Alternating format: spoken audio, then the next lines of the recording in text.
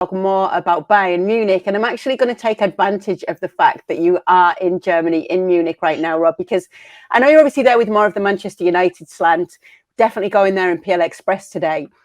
But in the game at the weekend, which was a 2-2 draw with Bayer Leverkusen, who are top of the league on goal difference at the moment in the Bundesliga, Thomas Tuchel cut quite a frustrated figure after the game. We've seen that from him this season. He hasn't quite got what he wanted, even though he's got one of the best defenders right now in world football in Kim and Harry Kane coming in as well. He does want to make some reinforcements in the midfield.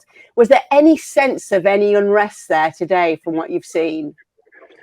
No, I mean, no, not particularly. No, I suppose it would help Thomas Tuchel that a lot of the questions today that was asked of him at the press conference were about Man United and the struggles that Man United have had. So it gave him a little bit of a chance to maybe deflect from some of the frustration from the weekend. It was interesting listening to Harry Kane, who was up in his press conference before Thomas Tuchel, who did say that there's big room for improvement this season, that it's going to take time for him, particularly as a new big player, to come and learn how his team wants to play and how his teammates play. Obviously, they've signed Kim as well at the back. So, it is a work in progress. It seems a little bit strange maybe to say that about a Bayern team who are so used to winning. But when you bring in these big players, Kane wasn't shy about saying it today that it is going to take time for them to learn how to gel. And these first couple of weeks of the season is about, in his words, getting through it. Getting through it the best you can, get some good results. Obviously, don't drop too many points.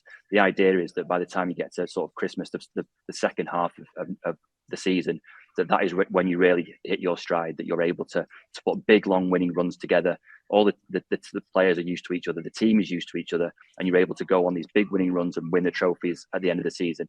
The point that Harry Kane was trying to make is that there are no trophies handed out in September.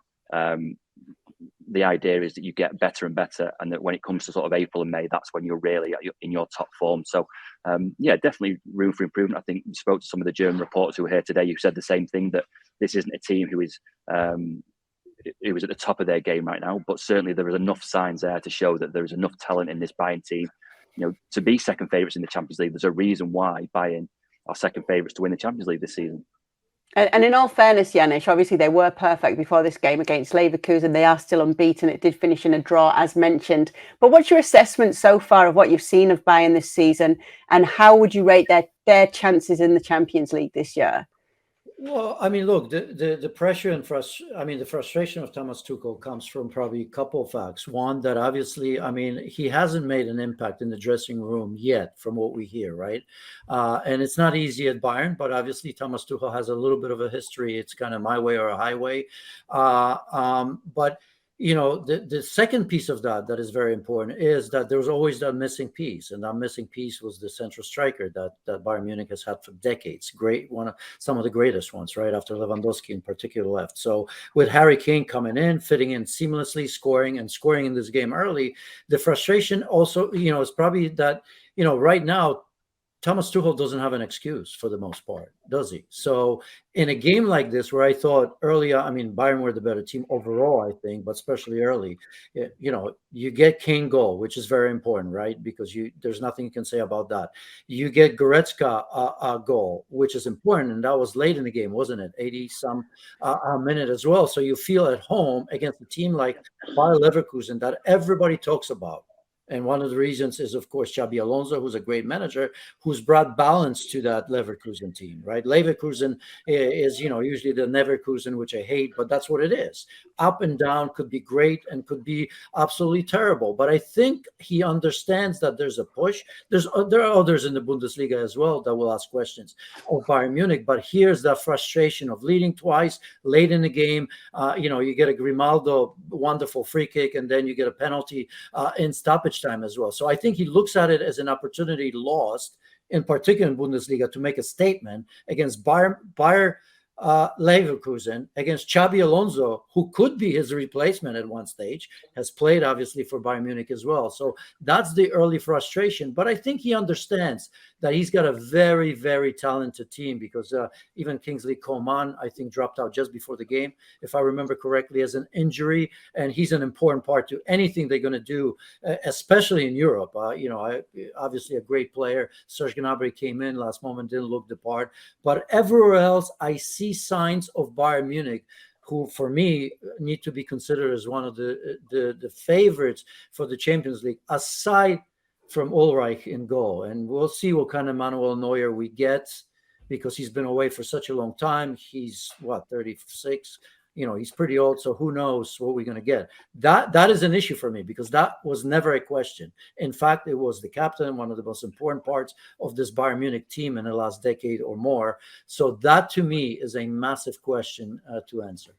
And so, Janusz, just while we are here and before we move on to PL Express, what of Leverkusen? Because this was seen as the first proper test this season for them against Bayern.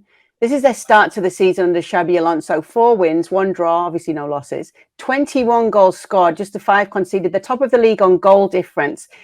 I would urge you all to stick on our YouTube channel and go and see some of the interviews with Xabi Alonso, with Granit Xhaka after the game, where they talk about how the team are playing. Granit Xhaka gives some great insight into how wonderful it is having Xabi Alonso, someone who understands his position as his manager as well, what he's learning from him so far. Are they the real deal for you, Janusz? They are. They are different because of the balance that I've mentioned, and still quality. Obviously, Boniface up front without scoring, he was very, very good. A lot of chances. He's already been scoring at a good rate for a new player.